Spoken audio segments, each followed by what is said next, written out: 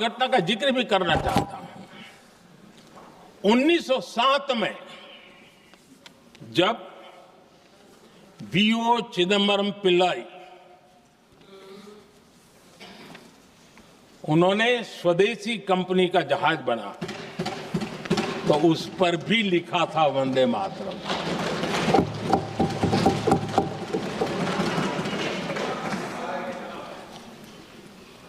राष्ट्र कवि सुब्रमण्य भारती ने वंदे मातरम को तमिल में अनुवाद किया, स्तुति गीत लिखे।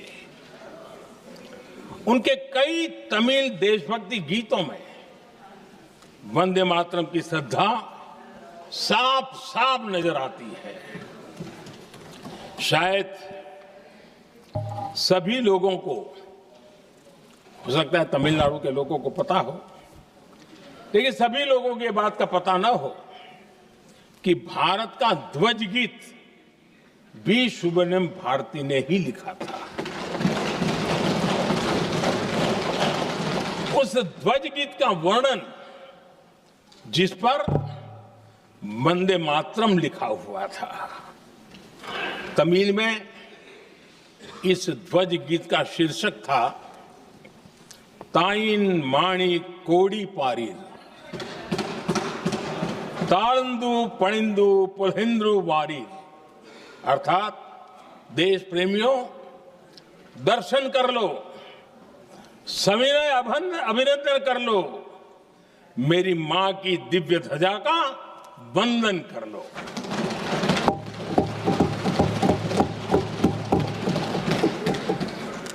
आदरणीय अध्यक्ष महोदय, मैं आज इस सदन में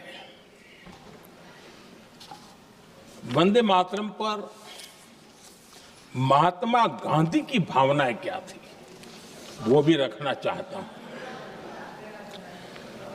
दक्षिण अफ्रीका से प्रकाशित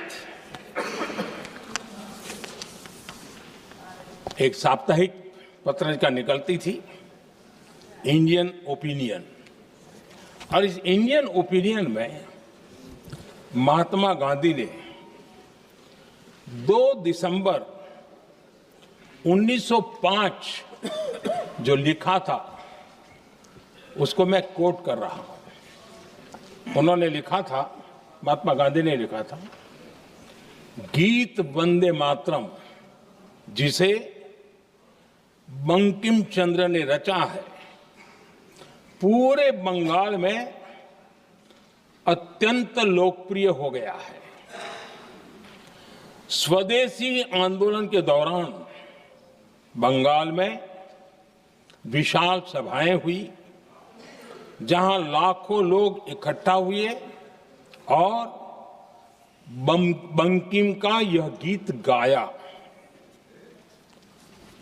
गांधी जी आगे लिखते हैं, ये बहुत महत्वपूर्ण है। वो लिखते हैं, ये 1905 की बात है, उन्होंने लिखा, यह गीत इतना लोकप्रिय हो गया है जैसे ये हमारा नेशनल एंथम बन गया है।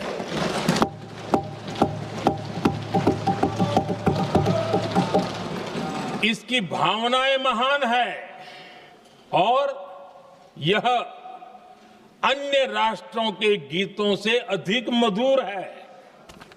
इसका एकमात्र उद्देश्य हम में देशभक्ति की भावना जगाना है। यह भारत को मां के रूप में देखता है और उसकी स्तुति करता है। अध्यक्ष जी, जो वंदे मातरम 1905 में महात्मा गांधी को नेशनल एंथम के रूप में दिखता था, देश के हर कोने में, हर व्यक्ति के जीवन में जो भी देश के लिए जीता जानता, देश के लिए जागता था, उन सब के लिए वंदे मातरम की ताकत बहुत बड़ी थी। वंदे मातरम इतना महान था, जिसकी भावना इतनी महान थी,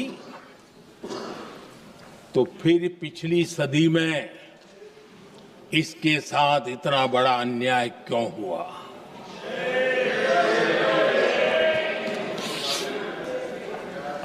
वंदे मातरम के साथ विश्वासघात क्यों हुआ?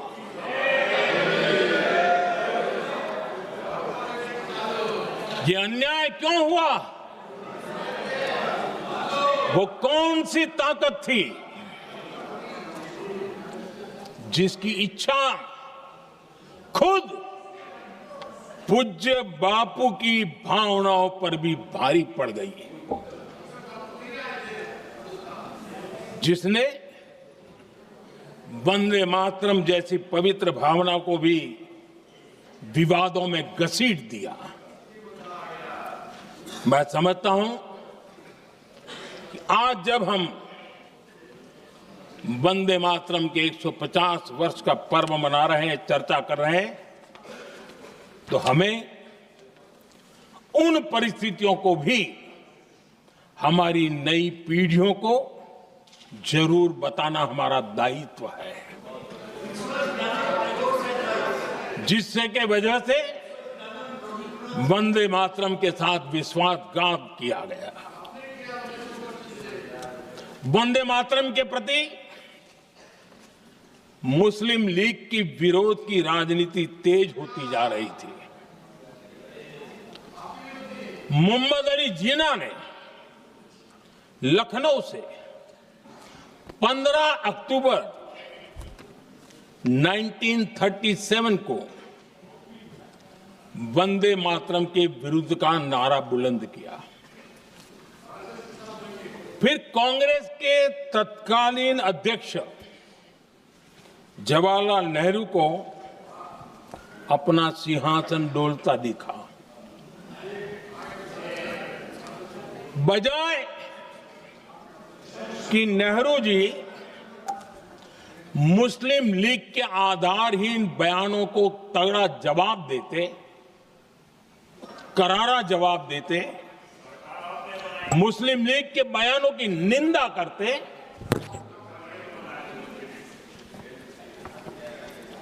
और वंदे मातरम के प्रति खुद की भी और कांग्रेस पार्टी की भी निष्ठा को प्रकट करते हैं। लेकिन उल्टा हुआ। वो ऐसा क्यों कर रहे, वो तो पूछा ही नहीं, न जाना। लेकिन उन्होंने वंदे मातरम की ही पड़ताल शुरू कर दी। जिन्ना के विरोध के 5 दिन बाद ही 20 अक्टूबर को नेहरू जी ने नेताजी सुभाष बाबू को चिट्ठी लिखी। उस चिट्ठी में जिन्ना की भावना से नेहरू जी अपनी सहमति जताते हुए कि वंदे मातरम की, ये जो उन्होंने सुभाष बाबू को लिखा है, वंदे मातरम की आनंद मठ वाली पृष्ठभूमि मुसलमानों को इरिटेट कर सकती है। मैं नेहरू जी का कोट पढ़ता हूं। नेहरू जी कहते हैं, मैंने वंदे मातरम गीत का बैकग्राउंड पढ़ा है। नेहरू जी फिर लिखते हैं, मुझे लगता है कि ये जो बैकग्राउंड है इससे मुस्लिम भड़केंगे। साथियों, इसके बाद कांग्रेस की तरफ से बयान आया कि 26 अक्टूबर से कांग्रेस कार्य समिति की एक बैठक कोलकाता में होगी, जिसमें वंदे मातरम के उपयोग की समीक्षा की जाएगी। बंकिम बाबू का बंगाल, बंकिम बाबू का कोलकाता, और उसको चुना गया और वहां पर समीक्षा करना तय किया। पूरा देश हतप्रभ था, पूरा देश हैरान था। पूरे देश में देशभक्तों ने इस प्रस्ताव के विरोध में देश के कोने कोने में प्रभात फेरियां निकाली। वंदे मातरम गीत गाया, लेकिन देश का दुर्भाग्य कि 26 अक्टूबर को कांग्रेस ने वंदे मातरम पर समझौता कर लिया।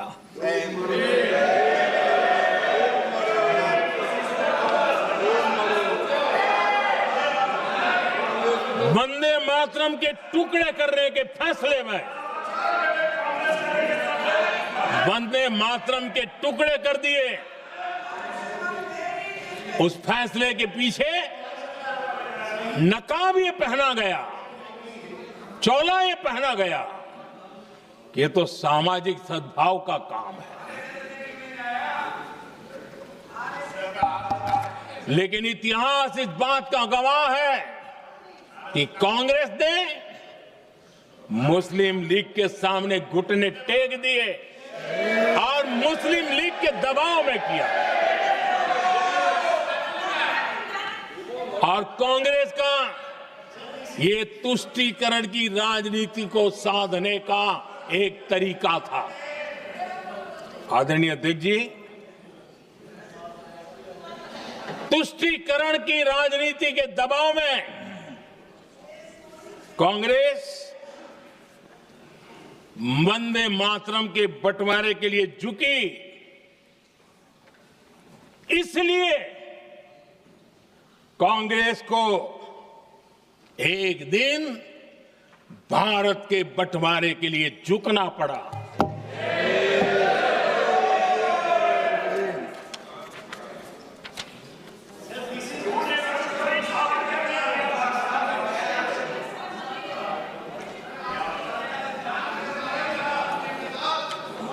मुझे लगता है कांग्रेस ने आउटसोर्स कर दिया है।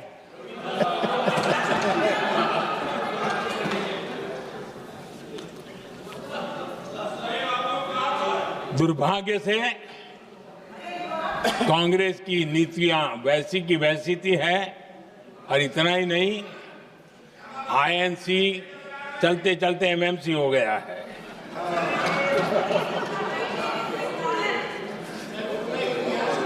आज भी कांग्रेस और उसके साथी और जिन जिन के नाम साथ कांग्रेस जुड़ा हुआ है, सब वंदे मातरम पर विवाद खड़ा करने की कोशिश करते हैं।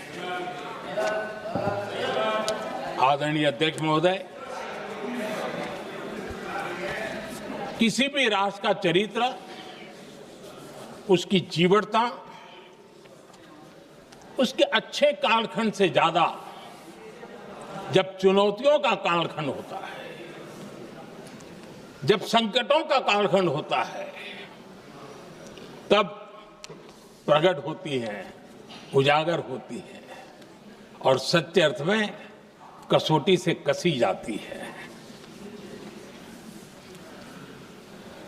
जब कसौटी का काल आता है, तब ही ये सिद्ध होता है कि हम कितने दृढ़ हैं, कितने सशक्त हैं, कितने सामर्थ्यवान हैं। 1947 में देश आजाद होने के बाद देश की चुनौतियां बदली, देश की प्राथमिकताएं बदली,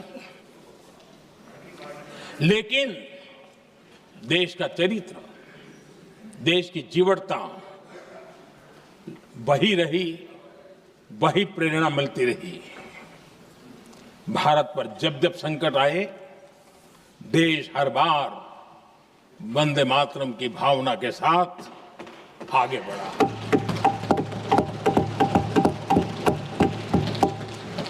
बीच का कालखंड कैसा गया जाने दो, लेकिन आज भी 15 अगस्त 26 जनवरी की जब बात आती है, हर घर तिरंगा की बात आती है, चारों तरफ वो भाव दिखता है, तिरंगे झंडे फहराते। एक जमाना था जब देश पर खाद्य का संकट आया, वही वंदे मातरम का भाव था। मेरे देश के किसानों ने अंदर के भंडार भर दिए और इसके पीछे भाव वही है, वंदे मातरम। जब देश की आजादी को कुचलने की कोशिश हुई, संविधान के पीठ पे छुरा भोंक दिया गया, आपातकाल थोप दिया गया। यही वंदे मातरम की ताकत थी कि देश खड़ा हुआ और परास्त करके रहा। देश पर जब भी युद्ध थोपे गए, देश को जब भी संघर्ष की नौबत आई, यही वंदे मातरम का भाव था। देश का जवान सीमाओं पर अड़ गया और मां भारती का झंडा फहराता रहा, विजय श्री प्राप्त कर। कोरोना जैसा वैश्विक महासंकट आया, यही देश उसी भाव से खड़ा हुआ, उसको भी परास्त करके आगे बढ़ गया। आदरणीय अध्यक्ष जी, यह राष्ट्र की शक्ति है।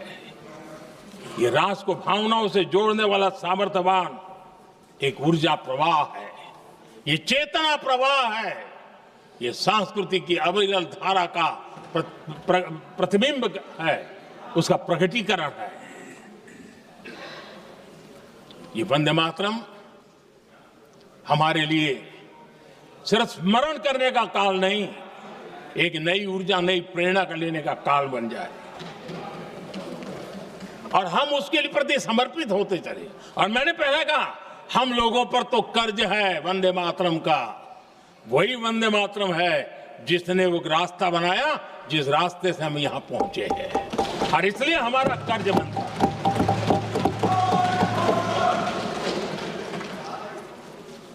भारत हर चुनौतियों को पार करने में सामर्थ्य है।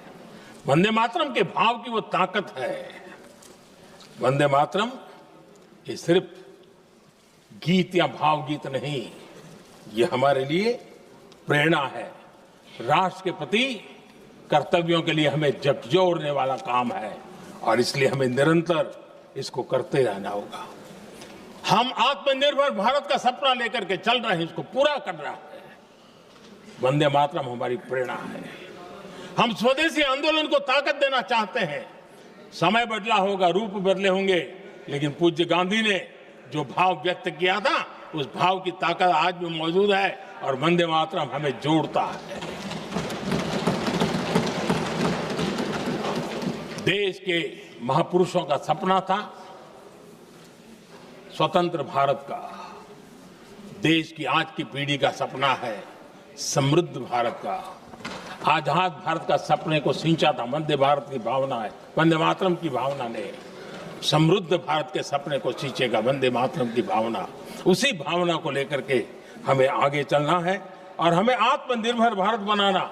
2047 में देश विकसित भारत बन के रहे। अगर आजादी के 50 साल पहले कोई आजाद भारत का सपना देख सकता था, तो 25 साल पहले हम भी तो समृद्ध भारत का सपना देख सकते हैं, विकसित भारत का सपना देख सकते हैं और इस सपने के लिए अपने आप को खपा भी सकते हैं। इसी मंत्र, इसी संकल्प के साथ वंदे मातरम हमें प्रेरणा देता रहे। वंदे मातरम का हम रण स्वीकार करें, वंदे मातरम की भावना को लेकर के चले, देशवासियों को साथ लेकर के चले, हम सब मिलकर के चले, इस सपने को पूरा करें। इसी एक भाव के साथ ये चर्चा का आज आरंभ हो रहा है।